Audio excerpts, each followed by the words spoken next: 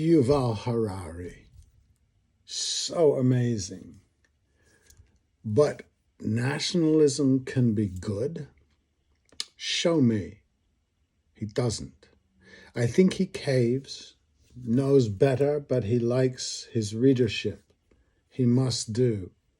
Surely. Well, maybe not. Maybe not. Maybe this is where my departure occurs, because I feel that the religions, nationalism, which is a kind of quasi-religion, especially in America, are all cul-de-sacs that human beings arrive at.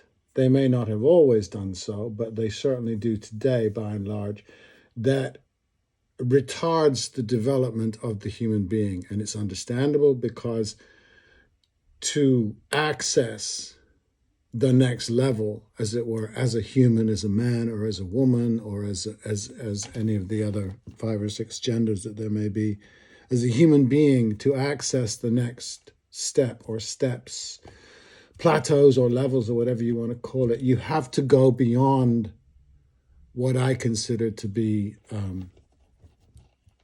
deeply limiting beliefs in an omniscient, all-powerful male entity. And then nationalism is an even sillier proposition. There's nothing about that kind of a mythic collective that does anything except trap you. Anyway, so Yuval, another great messenger, founders on the rock. Why is religion never included in our prodigious bag of flaws? Religion is kind of included. People have their faith, and they have their cuisine, and they have their fashion, and they have their folk music. And then there's something else, which is, their communism or their capitalism. These are the evil things, never their religion, except the evidence is everywhere. AI, says Yuval.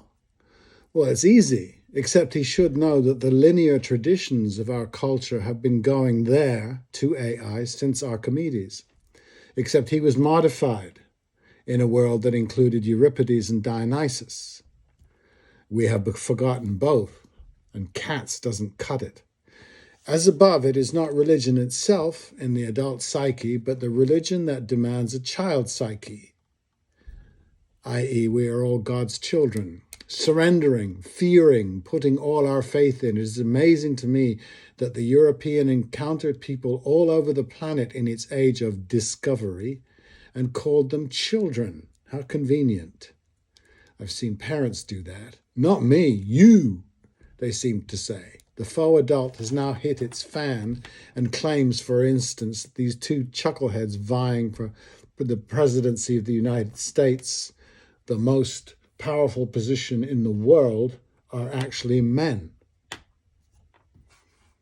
This psyche never looks over the trench wall, pokes its head above the rampart. It shortens the horizon and forbids the traveler the undiscovered country she has evolved to enter. That's what I mean, taking the next step.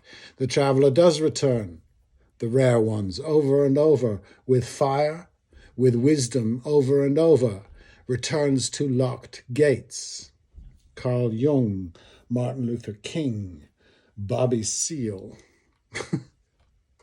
Fred Hampton. Nationalism is the hovel of psychic cowards. It's like intellectuals snorting at tribalism while they sit in ivory teepees with people just like them, not even sleeping with the enemy. I can tell from experience. The biggest bigotry in the tiny history of us is the class one, the shard in the eye of the Democratic Party, their supremacism. From the need of this delusion spring all the others. Of course, no one challenges Yuval. We're so enthralled. I'm sure he'd answer if we asked him. I suspect there is a healthy tribalism, which, does not give license to nationalism.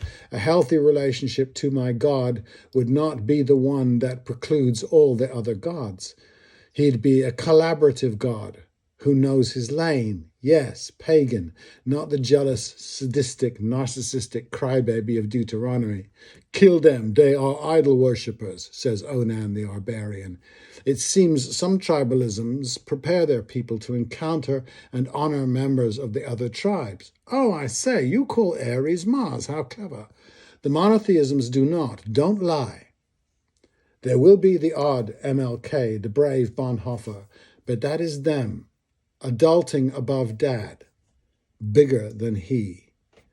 Maybe Yuval won't try this because he lives among children, and it would change the nature of God to companion, fellow traveler, Virgil to Dante, Athena to Achilles, leaving the explorer warrior to own their transcendence through what looks to children like disobedience. A claiming of the rights of adulthood always looks like that. It is always rebellion. There are many stories of paganisms reflecting this non-authoritarian attitude. It is hard to imagine, stewed as I am in Abrahamic values, but it's there without the romance. Some chap challenged me on Westernism. Everything about you is Western. You owe all to Western culture and values. I replied, how Western of you to say so? We haven't even met. That shut him up like a clam. I wish you luck as you all wallow in your favorite abattoir again. How long has it been since the last one? Yuval, if the Russian invasion of Ukraine is a turning point, the worst ever, whatever the hell is Gaza? Whatever is the Monroe Doctrine? Attempted invasions of Cuba, coups in Chile, the domination of Latin America's political machineries. It matters little to the million dead in Iraq that it is not now the 51st state. And we'll have to wait to see if Putin, the other country you hate more than loving your own, so blatantly annexes Ukraine, or if the US stops arming them and the war ends, as pure demonstration of white knight cowardice the world has seen in a long time. So yes, you are a nationalist against a massive better judgment. I do hold out hope you'd answer the question, but no one will ask it. Why? They're children.